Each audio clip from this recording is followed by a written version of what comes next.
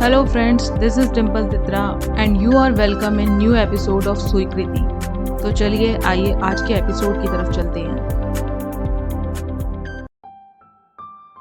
स्वीकृति, कहानी आत्मग्लानि की, पार्ट 29। जिस दिन शालिनी मेरे शोरूम पर आकर तमाशा करके गई, उसी रात मेरे घर पहुंचते ही माँ हमारे मकान के काम के बीच में छूट जाने की बात पर अफसोस जता रही थी। तब मैंने मेरी माँ के साथ मिलकर फैसला किया कि हम लोग अपने अधूरे पड़े मकान का काम फिर से शुरू कराएंगे।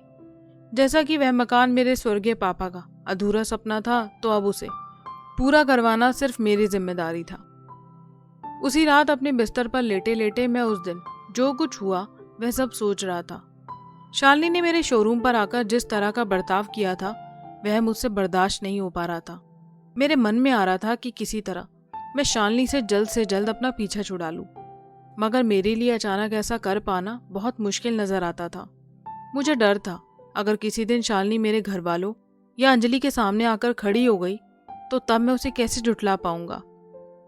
दरअसल शालिनी के हॉस्पिटल में उसके साथ काम करने वाली 2-3 लड़कियां मुझे अच्छी तरह पहचानती थी, क्योंकि मैं अक्सर शालिनी को लेने उसके हॉस्पिटल भी जाया करता था। और तो और उन्हीं में से शालिनी की एक दोस्त तो कई बार हमारे साथ बाहर खाने पीने व घूमने फिरने भी गई थी। अब मुझे एहसास होने लगा था जैसे मैं खुद शिकारी होकर भी अपने ही जाल में फंसने लगा था। मैं कुछ भी करके इस बात को बाहर के बाहर ही रफा दफा करना चाहता था। मैं किसी भी हालत में अपने घर वालों और अंजलि के सामने इस बात को नहीं आने देना चाहता था। इसी के चलते मैंने अगली शाम अंजलि से मिलने का फैसला किया। अंजलि, जब मैंने तुम्हें मना किया था कि अभी तुम मेरे और अपने रिश्ते की बात किसी को ना बताना, पर फिर भी तुम्हें सब्र नहीं हुआ। तुमने इन्हीं दिनों ये बात किसी न किसी के आगे तो कह डाली, है ना? मैं उसकी तरफ नाराज नजरों से देखकर बोला। अंजलि मेरी ये बात सुनकर गुमसुम सी हो गई और नजरें झुकाकर बैठ गई। अब कुछ बोलो भी, मैं तुमसे कुछ पूछ रहा हूं, मैंने जरा झल्लाकर कहा। उसने मेरी तरफ थोड़ी हैरानी से देखा और कहा, पर तुम्हें ये बात कैसे पता चली? दरअसल मैं कल शाम मकान के सिलसिले में उसी पंडित के पास गया था। मेरी बात पूरी होने से पहले ही वो बीच में बोली, मकान के सिलसिले में? मतलब ये कि माँ और मैंने मकान का काम दोबारा शुरू करवाने का सोचा है। तो अब कोई अड़चन दोबारा तो नहीं आएगी? बस यही पूछने पंडित के पास गया था। पर साथ ही मैंने सोचा कि शादी की तारीख कब की निकल सकती है उसके बारे में भी पूछ लेता हूँ, क्योंकि उसी के हिसाब से मुझे आगे की तैयारियां भी तो करनी है। मगर शादी की बात सुनकर पंडित जी बोले कि अभी शादी का कोई योग नहीं दिख रहा, क्योंकि तुम्हारी प्रेमिका तुम्हारे रिश्ते की बात का ढिंढोरा पूरे जगत में पीट रही है, जो इस वक्त तुम्हारे रिश्ते के लिए सबसे बड़ी बाधा है। अरे, ये तो बड़ा ही कमाल पंडित है। अंजलि बात को हंसी में उड़ाते हुए थोड़ी हैरानी के साथ बोली। अंजलि, जो मैं पूछ रहा हूं पहले उसका जवाब दो। सॉरी विकी, ये बात मैंने अभी परसों ही तो शालिनी को बताई थी, और उससे 2-3 रोज पहले कामनी को। मैं क्या करती, बार बार मुझसे झूठ नहीं बोला जा रहा था, उसने बड़े बेचारेपन से कहा। अंजलि, इसका मतलब ये है कि मैं तुमसे क्या कहता हूँ ये बात तुम्हारे लिए कोई मायने नहीं रखती, क्योंकि जब मैंने तुम्हें सख्ती से इस बात के लिए मना किया था फिर भी तुमने ये बात औरों को बता दी। विकी, अपने लोगों को बताने में क्या डर? शालिनी और कामनी दोनों ही मेरी बहुत अच्छी दोस्त है। जिस तरह से अगर ये बात हमारे घर वालों को पता है, अगर उन्हें भी पता हो तो क्या बुराई है? देखो अंजलि, मैं तुमसे इस बारे में कोई बहस नहीं कर सकता। अगर तुम्हें मेरी बात माननी है तो मानो, वरना बैठी रहना शादी के लिए। अरे यार विक्की, ये क्या बात हुई? क्या अरे यार? अंजलि, तुम कुछ दिन चुप नहीं रह सकती थी? मुझे तो लगता है तुम चाहती ही नहीं हो कि हमारी शादी हो, मैंने बड़ी बेचारगी से कहा। नहीं, ऐसी कोई बात नहीं। इस शादी की जल्दी भला मुझसे ज्यादा किसे होगी? और वैसे भी अगर मुझे तुमसे शादी करनी ही ना होती तो मैं अपने घर वालों के सामने इस बात का जिक्र करती ही क्यों? प्लीज विकी, मुझे माफ कर दो, मैं जल्द से जल्द ये गलती सुधार लूंगी। मेरे कहे मुताबिक अंजलि ने एक बार फिर शालिनी और कामनी दोनों के सामने इस बात को आश्वस्त कर दिया कि उसने अभी कुछ रोज पहले अपने और मेरे रिश्ते के बारे में जो भी बातें कही थी वह दरअसल झूठ थी, और सच यही है कि उसका और मेरा कोई रिश्ता नहीं है। फिलहाल के लिए मुझे यही करना ठीक लगा, सो मैंने उससे करवा लिया। कुछ दिन बाद मकान का काम भी शुरू हो गया। चंद महीनों की भागदौड़ के बाद आखिरकार मकान पूरा हुआ और उसके मुहूर्त का दिन भी तय हो गया। विक्की, तुम मुझे अपने घर वालों से अब कब मिलवाओगे? मेरे हिसाब से ये मुहूर्त वाला दिन बिल्कुल ठीक रहेगा। शालिनी अपना घटिया सुझाव देती हुई मेरे कंधे पर सर रखकर बोली। उसकी बात सुनकर मैं मन ही मन सोचने लगा, अपने घर वालों से तो क्या, मैं तो तुम्हें खुद से भी नहीं मिलवाना चाहता, पर क्या करूं, अभी मजबूरी में तुम्हें झेलना पड़ रहा है। सो बोल लो तुम अपने मन की, वरना जी तो करता है कि तुम्हारा सर झटक कर यहाँ से चलता बनूं। खैर, मैंने मन में एक कहासी भरी और मन का गुबार मन में ही समेट कर बैठा रहा।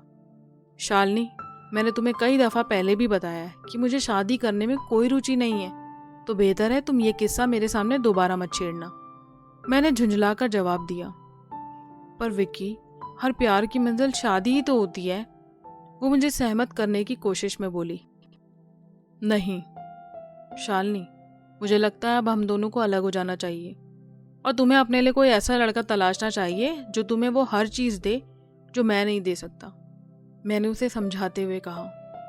नहीं विक्की नहीं, ये तुम कैसी बातें कर रहे हो? मैं तुमसे बहुत प्यार करने लगी हूँ और अब तुम्हारे बिना जी पाना बहुत मुश्किल है, वो रुआसी सी होकर बोली। देखो शालिनी, तुम मेरे विचार, मेरा जीवन जीने का तरीका बहुत अच्छे से जानती हो। तुम खुद सोचो, मैंने शादी के चक्कर में ही तो अंजलि को छोड़ा था, तो तुम ये कैसे सोच सकती हो कि मैं तुमसे शादी कर लूंगा? पर विक्की, अंजलि तो तुम्हें काफी नीरस लगती थी और मैं काफी दिलचस्प, तब क्या दिक्कत है? हाँ, पर इस बात में ये बात कहाँ जाहिर हो रही है कि मैं तुमसे शादी करना चाहता था? पर विक्की, परवर कुछ नहीं। शालिनी, तुम्हें एक बात खुद सोचनी चाहिए थी कि जिस लड़के ने तुम्हारी दोस्त को शादी के जंजाल से बचने के लिए छोड़ दिया, तो वो तुमसे शादी कैसे कर सकता है? मेरी इन बातों के बाद शालिनी की आंखों से आंसू टप टप गिरने लगे। मैंने फिर भी उसके सिर पर प्यार से हाथ रखा और कहा, शालिनी, तुम पढ़ी लिखी समझदार लड़की हो, मानसिक तौर पर भी सशक्त हो। मैं खुद अपने मुंह से कह रहा हूं ना कि मैं शादी की जिम्मेदारियां नहीं संभाल सकता, इसलिए मेरे पीछे अपना वक्त जाया ना करूं। पर विक्की, वक्त के साथ इंसान सब कर लेता है। प्लीज शालिनी, जिद ना करो और इस रिश्ते को आपसी सहमति से खत्म कर दो, क्योंकि मैं तुम्हारे भविष्य से और ज्यादा खिलवाड़ नहीं करना चाहता।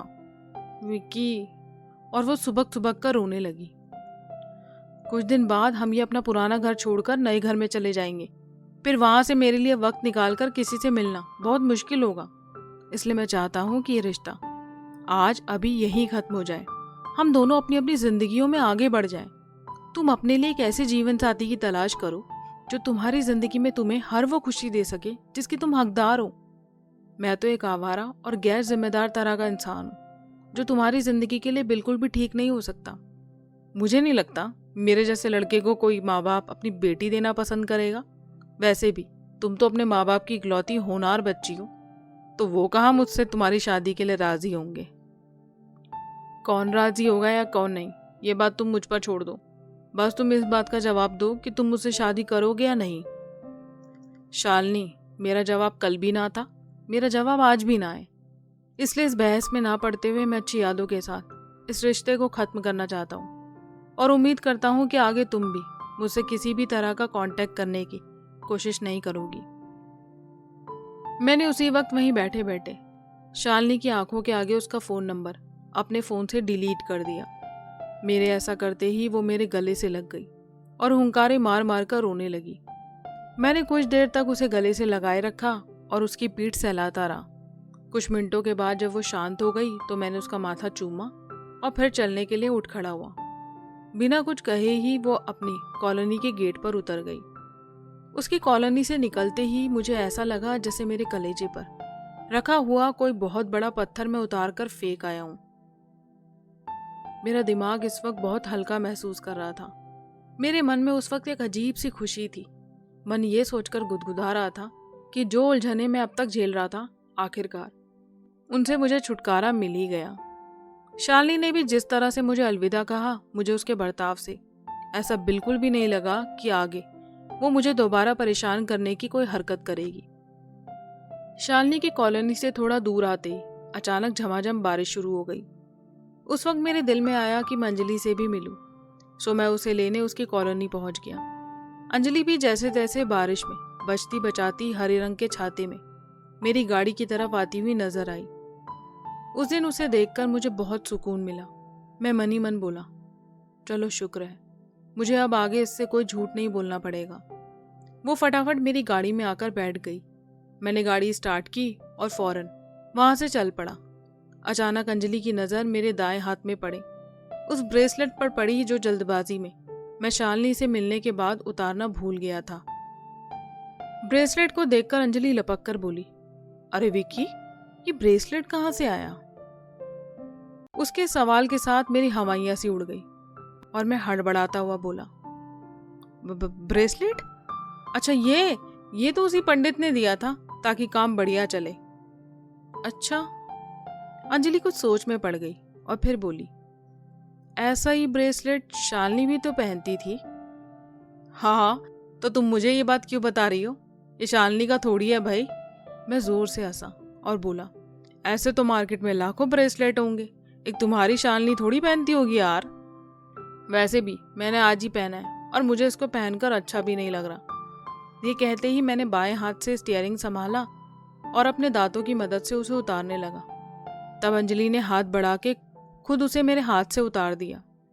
जब अंजलि ने ऐसा किया तो मुझे लगा जैसे मेरे जीवन की सारी गलतियों से अंजलि ही मुझे उबार सकती है। तब मन ही मन मैंने उसे कई बार सॉरी कहा। दादा गहराई से महसूस करते हुए वो सॉरी मेरे मुंह से भी निकल गया। सॉरी? पर क्यों? अंजलि हैरानी से बोली, बस मैं महसूस कर रहा हूं तो बोल दिया। पर कोई बात तो होगी? उसने फिर भी जोर देकर पूछने की कोशिश की, पर मैंने कोई जवाब नहीं दिया और चुप रहा। तो फिर उसने भी बात को जाने दिया।